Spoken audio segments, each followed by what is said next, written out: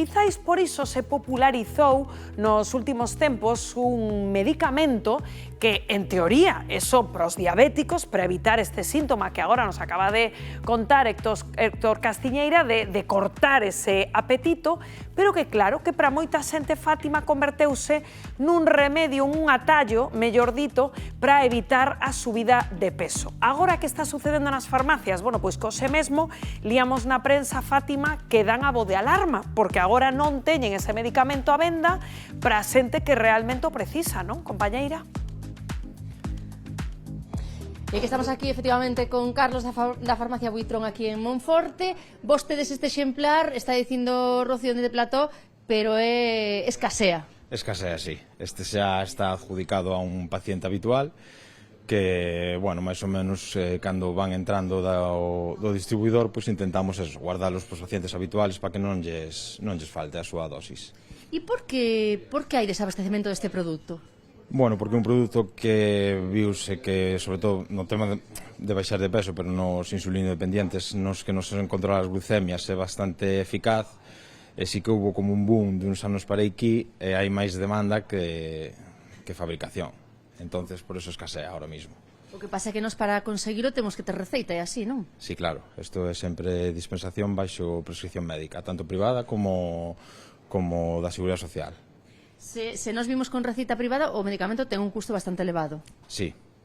O de 0,5 son 128 euros, falo de memoria, máis ou menos. Eu dun tamén, e despois hai outro que non está financiado, que sería, chamase Wegovy, é a mesma composición, pero é un custo máis elevado, sobre os 180 euros, máis ou menos. O que pasa é que hai moitos diabéticos que por isto o mellor teñen que viaxar a Portugal, ou xente tamén interesada en adelgazar, que teñen que viaxar a Portugal a por este medicamento, que eles van ter problema de abastecemento? Bueno, en principio non, porque, a ver, nos vamos pedindo todos os días ao proveedor, en canto no proveedor ten unha limitación a hora de leválo ás farmacias, non pode levar todas de golpe a mesma farmacia, senón que van distribuindo según van entrando, para que máis ou menos todos teñamos un reparto por igual. Por lo tanto, máis ou menos entra cada 10, 15 días recibimos, pero claro, hai que estar ao tanto, e por eso normalmente temos unha lista cos pacientes e as fechas que lles sale para avisalos de se temos, se non temos, se teñen que buscar en outro lado porque non nos conseguimos.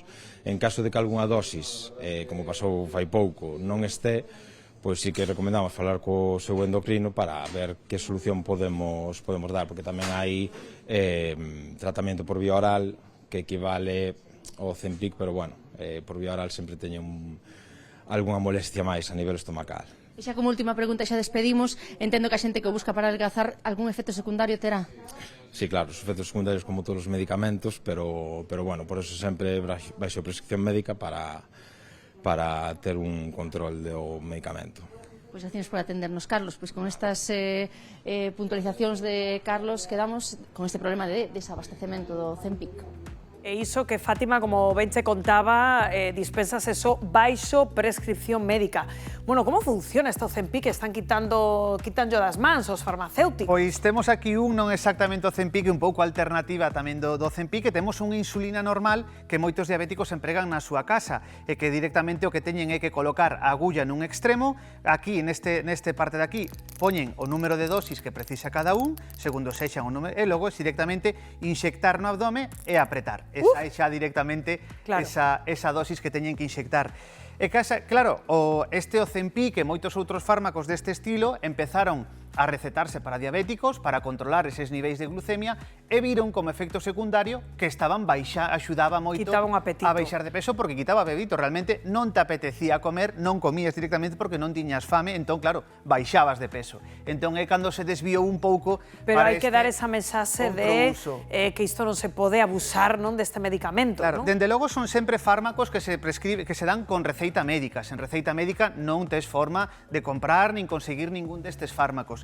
E logo, claro, sí que hai que facer ese chamamento ao sentido común, a que realmente son fármacos que os necesitan os diabéticos, e que se hai ese desabastecemento é porque as persoas non o empregan ben para o que se debería. Pois aí queda ese chamamento de Héctor.